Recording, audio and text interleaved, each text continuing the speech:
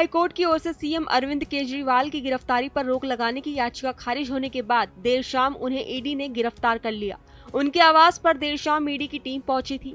ED की team CM Arvind Kejriwal के आवास पर सर्च वारंट लेकर पहुंची थी। ईडी सूत्रों के मुताबिक टीम ने उनके बंगले की तलाशी भी ली। तो वहीं इस मामले में आप सांसद संजय सिंह और दिल्ली के पूर्व उप मुख्यमंत्री मनीष सिसोदिया पहले से ही जेल में हैं। ऐसे में अब सीएम अरविंद केजरीवाल की मुश्किलें बढ़ सकती हैं। तो वहीं इन तमाम घटनाक्रमों के बीच ये जानना भी जरूरी है कि आखिर शराब घोटाला क्या है, नई शराब नीति क्या थी और इसमें किस तरह से भ्रष्टाचार के आरोप है जिसकी वजह से आपके नेता फंसते चले गए। आखिर क्या थी दिल्ली की नई शराब नीति? बता दें कि दिल्ली सरकार ने 17 नवंबर 2021 को नई शराब नीति लागू की थी। इस नीति के तहत राजधानी को 32 जोन में बांटा गया और हर जोन में 27 दुकानें खोलने की बात कही गई थी।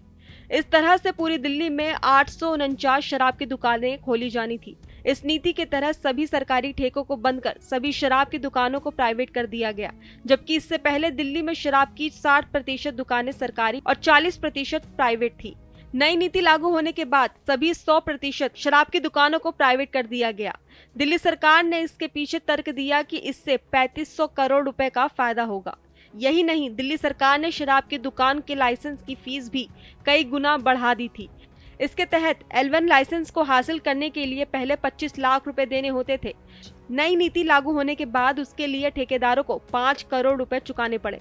इसी तरह अन्य कैटेगरी के लाइसेंस की फीस भी जरूरत से ज्यादा बढ़ा दी गई। शराब घोटाले में ऐसे फंसते गए सीएम केजरीवाल। दिल्ली के मुख्यमंत्री सीएम अरविंद केजरीवाल को ईडी ने पिछले साल 2 नवंबर को पहला समन भेजा था। ये summon prevention of money laundering act के तहत जारी किया गया था। ईडी की ओर से जारी चार्जशीट में आरोप है कि जब एक्साइज पॉलिसी 2021 और 2022 तैयारी की जा रही थी, उस वक्त केजरीवाल आरोपियों के संपर्क में थे। ईडी की ओर से दावा किया गया है कि इस मामले में भारत राष्ट्र समिति बीआरएस की नेता के कविता के अकाउंटेंट बूची बाबू के बयान भी दर्ज किए गए हैं। बूची बाबू ने बयान दिया है कि के कविता, केजरीवाल और मनीष सिसोदिया के बीच पहले से संबंध में बात हो चुकी थी।